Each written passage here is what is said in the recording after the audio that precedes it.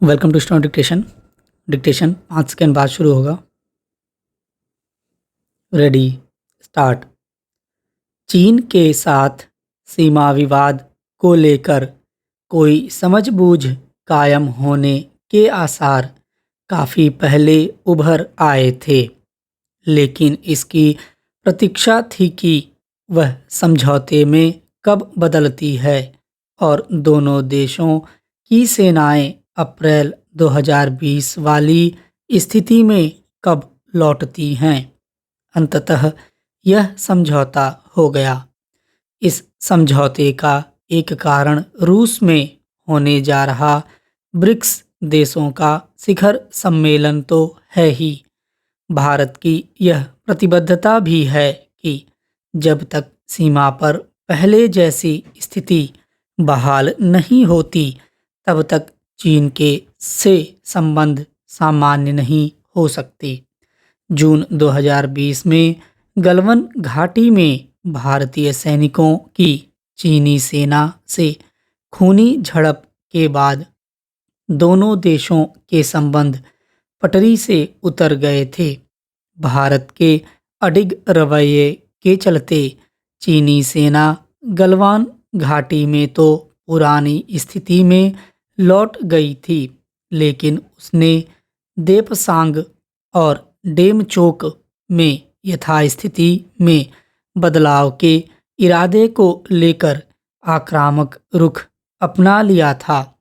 इसके जवाब में भारतीय सेना ने भी चीन से लगती सीमा पर अपनी चौकसी बढ़ा दी थी।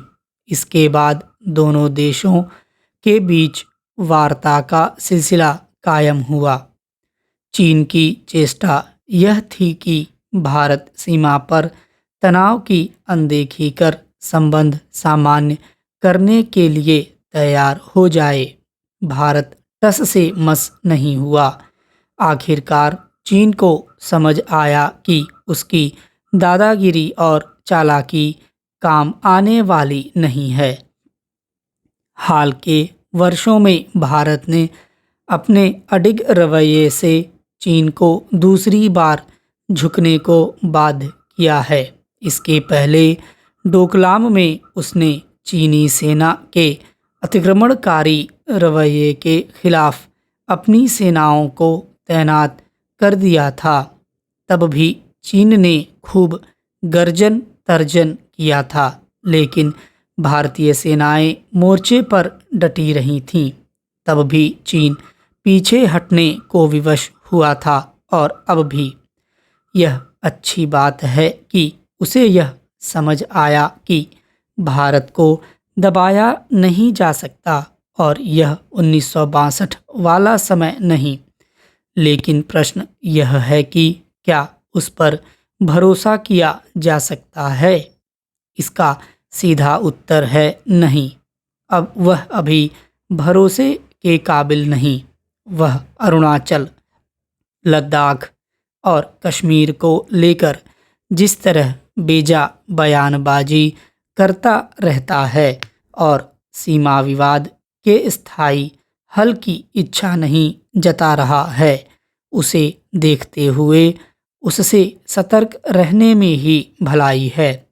भारत को यह स्पष्ट करना चाहिए कि चीन को भरोसेमंद बनने के लिए सीमा विवाद को स्थायी रूप से हल करना होगा। इसकी अनदेखी नहीं की जानी चाहिए कि सीमा विवाद को हल करने के लिए बीते 3-4 दशक से वार्ताओं का दौर जारी है, लेकिन नतीजा ढाक के 3 पात वाला है। इसका कारण सीमा विवाद की आड़ में भारत को तंग करते रहने वाला चीन का रवैया है।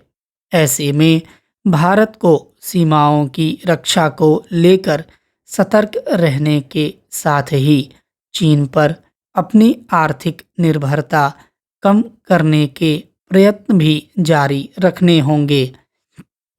अक्टूबर में ही दिल्ली की हवा बेहद खराब श्रेणी में पहुंच गई है।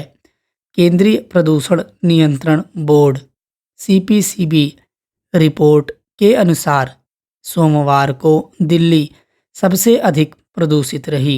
अगले 3 दिनों तक एयर इंडेक्स 300 के ऊपर रहने की संभावना है। इस कारण वायु गुणवत्ता प्रबंधन आयोग ने एनसीआर में ग्रेडेड रिस्पांस एक्शन प्लान लागू करने की घोषणा कर दी है। इसके अंतर्गत डीजल जनरेटर के उपयोग पर रोक, पार्किंग शुल्क बढ़ाने, इलेक्ट्रिक बसें और मेट्रो के फेरे बढ़ाने का प्राविधान है। प्रदूषण के रोकथाम के लिए इस तरह के प्राविधान सही हैं, लेकिन यह समस्या का समाधान नहीं है।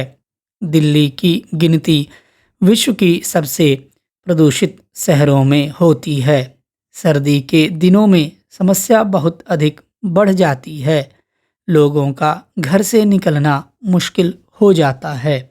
इसका मुख्य कारण है समस्या हल करने को लेकर जमीन पर काम नहीं होना।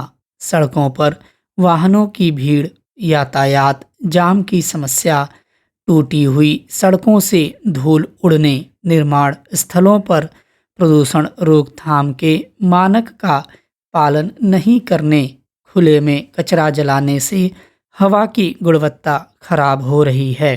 पड़ोसी राज्यों में पराली जलाने से भी राजधानी की हवा जहरीली हो रही है।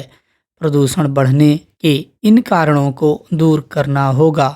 इसके लिए केंद्र व राज्य सरकारों को मिलकर काम करने की आवश्यकता है।